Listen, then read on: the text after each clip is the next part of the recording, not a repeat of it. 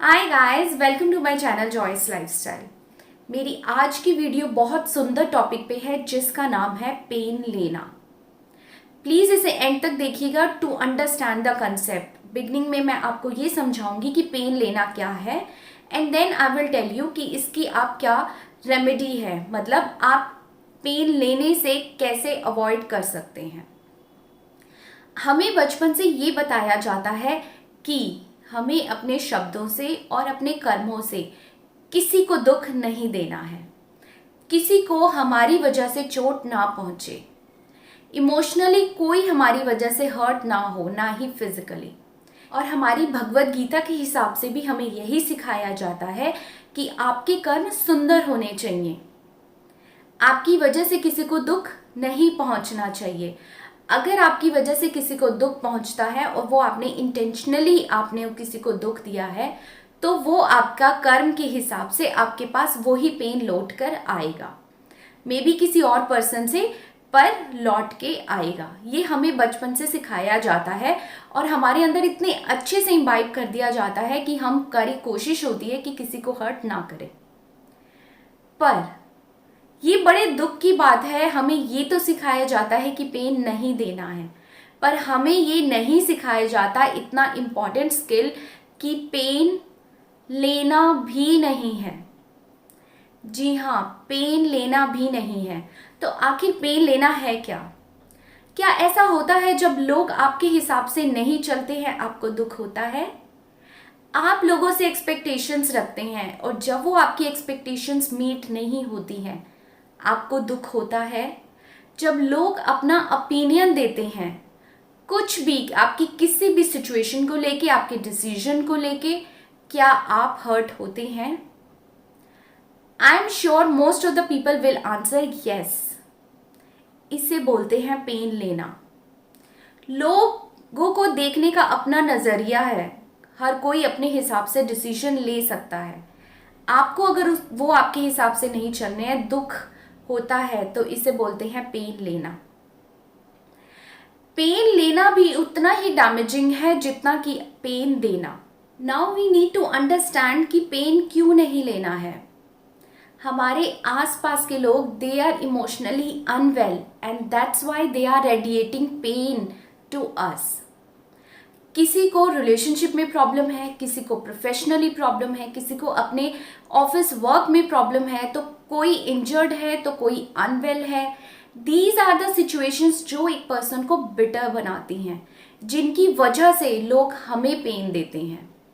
You need to understand that they are an emotional pain, they are not hurting you intentionally.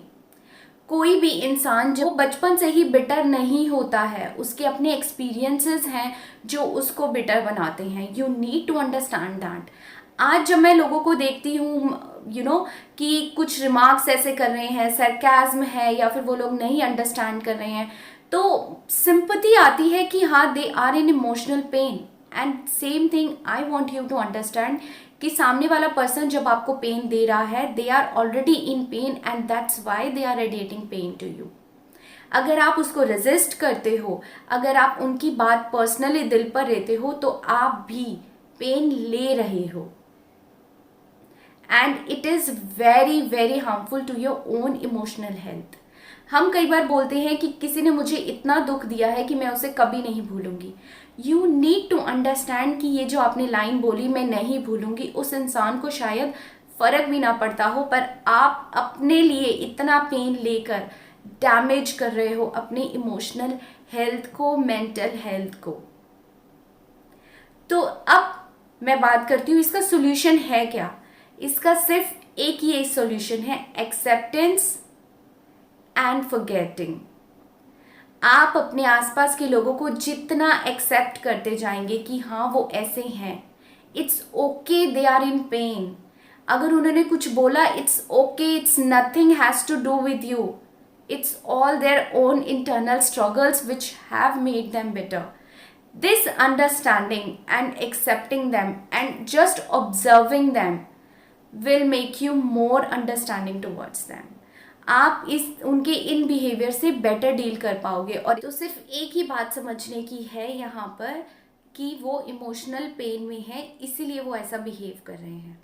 आप अपने आप से पूछिए, अगर कोई आपके घर में बीमार होता है और वो कई बार इरिटेट होता है, आप उस पर क्या वापस गुस्सा करते हो, उनकी बात दिल पे लेते हो? You always have an understanding heart कि वो पेन में है।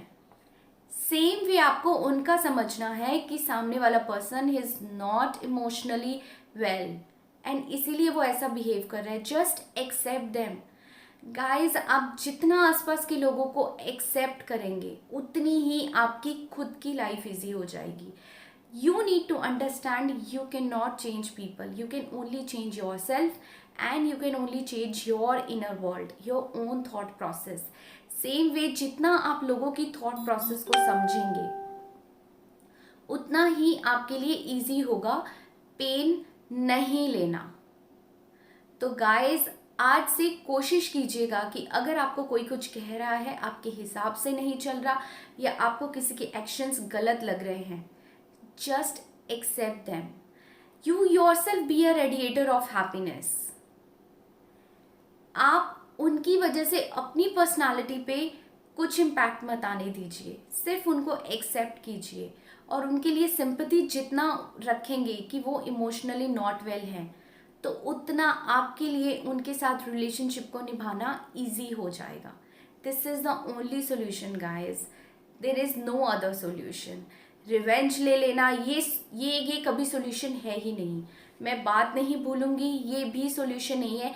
It is more damaging to yourself. तो आसपास के लोगों को एक्सेप्ट कीजिए, अंडरस्टैंड कीजिए कि they are not in the right state of mind and that's why they are behaving like this. तो गाइज अगर आपको मेरी ये वीडियो पसंद आई है तो प्लीज़ लाइक कीजिएगा एंड अगर आपने अब तक मेरे चैनल को सब्सक्राइब नहीं किया है तो सब्सक्राइब कर दीजिएगा। और जब आप सब्सक्राइब करेंगे तो उसके साथ एक बेल आइकन होगा, make sure you press that, ताकि आपको मेरी आने वाली सारी वीडियोस की नोटिफिकेशंस मिलती रहें। Thank you.